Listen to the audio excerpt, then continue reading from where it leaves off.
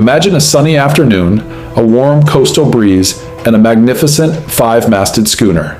Yet it sits there, sails set, a perfectly fine vessel, but completely and utterly silent. Not a whisper, not a sign of a struggle. No captain, no crew, just an empty, ghostly ship.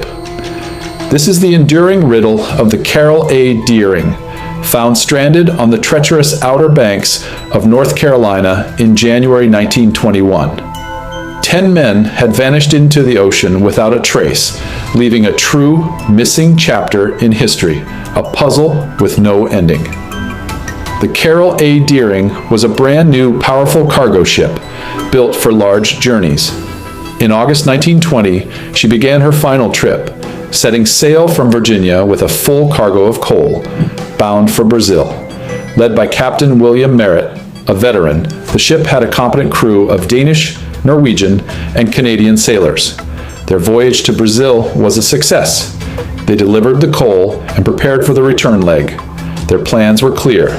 They took on ballast, including coffee, and on January 16, 1921, they began the return journey, but only for 9 of the crew to disappear forever. 2 weeks later, the ship was found. The Coast Guard spotted the Carroll A. Deering, but she wasn't sailing. She was hard aground on the shallow sandbars known as the Diamond Shoals. Yet, she was not sinking. When rescuers finally managed to board her after several days, they found an eerie scene very similar to the Mary Celeste decades earlier. The sails were still set.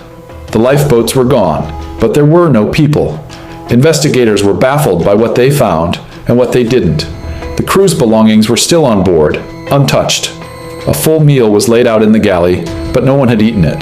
The navigation logs were found, but there was no entry after January 23rd, 9 days before the discovery. A disturbing detail emerged.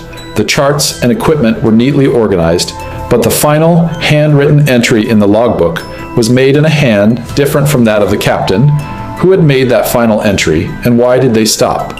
What happened in those final 9 days? Theories rushed in to fill the silence. Could the crew have overthrown the captain in a mutiny? Some suspect the replacement captain had issues with his subordinates, but no bodies were found and the crew's money was still aboard. Or was it piracy? Prohibition-era rum runners could have attacked. However, no cargo was missing. Some even theorized a sea monster or an earthquake terrified them, though this was unlikely in these shallow waters. Lastly, could it be hypothermia?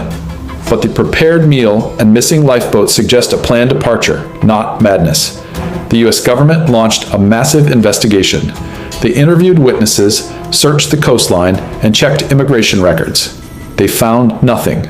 There were no bodies, no lifeboat wreckage, nothing. The last known person to see the ship alive was the captain of another vessel, who saw the Deering sailing in good conditions. Then, total silence. A mysterious note was found floating in a bottle, purportedly from the crew, but it was dismissed as a hoax. Decades later, the Carroll A. Deering remains a cold case. The vessel was eventually destroyed by storms, leaving only a memory.